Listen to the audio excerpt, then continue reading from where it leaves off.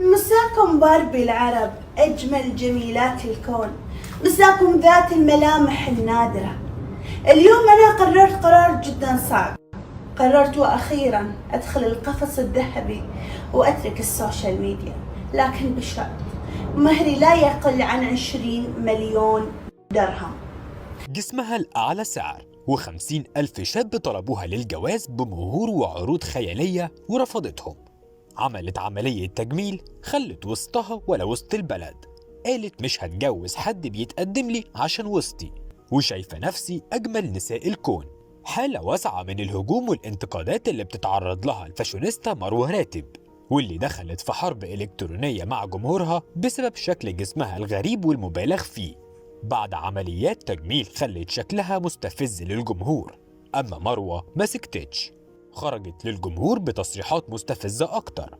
مروة هي ممثلة سورية عايشة في الإمارات، بدأت تمثل من صغرها وهي عندها 15 سنة في مسلسلات خليجية، وبعدها دخلت عالم الموضة والأزياء، وبنات كتير في الخليج بيعتبروها أيقونة للجمال، ولحد دلوقتي ما أخدتش شهادة من أي جامعة بسبب انشغالها بالأعمال. في كل مناسبة بتظهر فيها مروة بتطلع ترند بسبب شكل جسمها اللي وصلت له بعد عمليات تجميل في مناطق معينة.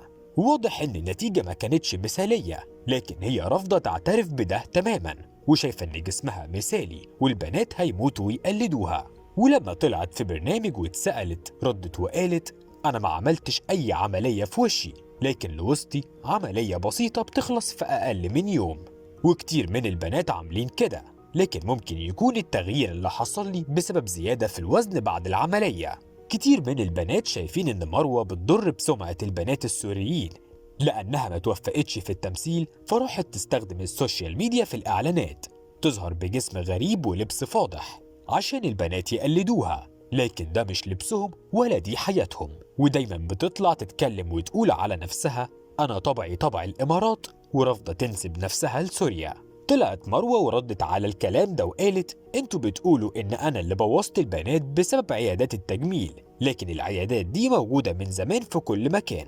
استغلت شكلها في عمل اعلانات لعيادات تجميل، وشايفة انها عملت نقلة في عالم التجميل ومعاييره ومفاهيمه، وشايفة ان الست الجميلة مش لازم تكون رفيعة وضعيفة، والدليل انها الاعلى سعر في عيادات التجميل بسبب البنات اللي عايزين يبقوا شبهها. ظهرت مروة في فيديو بتقول فيه إن في 50,000 شاب بتقدموا لها للجواز، وبعدها بفترة ظهرت في فيديو تاني بتنكر إنها قالت كده، وعلقت وقالت صدقت جيك التهايم وانت نايم، ناشرين عني إشاعة وصايرة ترند إني قايلة تقدم لي 50,000 شاب عربي للزواج ورفضتهم، وتحديتهم يجيبوا أي دليل إنها قالت كده.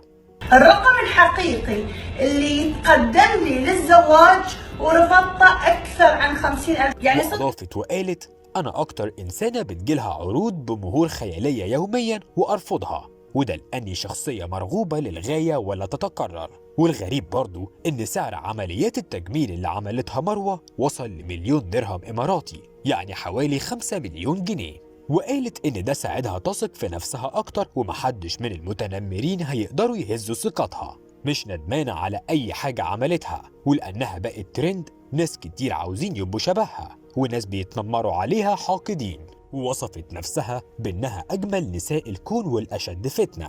ولما كانت في زيارة لعمان قالت لو شفتوا حالات إغماء كتيرة في الشوارع ما تتصدموش، لأنه طبيعي لما تشوفوا أجمل نساء الكون وأشدهن فتنة مروة راتب أكيد هيكون في حالات إغماء كتير.